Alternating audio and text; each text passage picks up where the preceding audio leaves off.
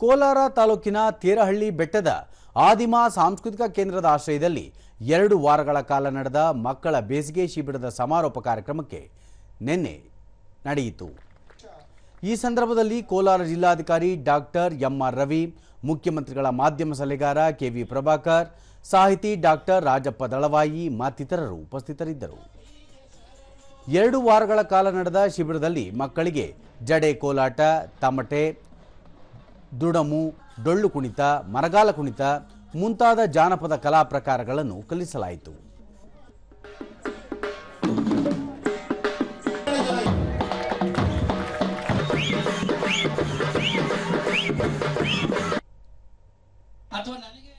ಬಳಿಕ doctor MR. Ravi ಪೋಷಕರು ಅತಿಯಾದ ನಿರೀಕ್ಷೆಗಳನ್ನು ಮಕ್ಕಳ ಮೇಲೆ ಹೇರದೆ ನೈಸರ್ಗಿಕವಾಗಿ ಅವರಲ್ಲಿ ಪ್ರತಿಭೆ ಹೊರಹೊಮ್ಮಲು ಅವಕಾಶ ಮಾಡಿಕೊಡಬೇಕು ಎಂದು ಮನವಿ ಮಾಡಿದರು.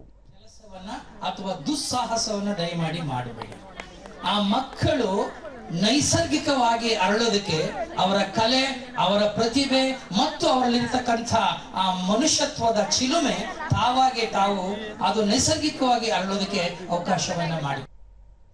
ಕೆ.ವಿ. ಪ್ರಭಾಕರ್, ಜನಪದ ಕಲೆಗಳಲ್ಲಿ ಶ್ರಮಿಕರ ನೋವು ನಲಿವು ಅಡಗಿದೆ. ಹೀಗಾಗಿ ಪೋಷಕರು ಮಕ್ಕಳ ಮನಸ್ಸನ್ನು ಜಾನಪದ ಕಲೆಗಳ ಕಡೆಗೆ ತಿರುಗಿಸಬೇಕೆಂದು ಸಲಹೆ ನೀಡಿದರು. ಎಲ್ಲವೂ ಕೂಡ ಅಡಗಿದೆ.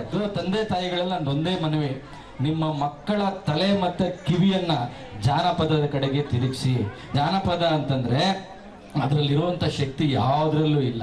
ಒಂದು ಆತ್ಮೀಯತೆ, ಒಂದು ಸಂಬಂಧ, ಇವಾಗ ಹೇಳಿದ್ರಲ್ಲ ಮಾನವೀಯತೆ, ಅದೆಲ್ಲವನ್ನು ಕೂಡ ಕಲಿಸ್ಕೊಟ್ಟಿದ್ದಂಥದ್ದು ನಮ್ಮ ಜಾನಪದ.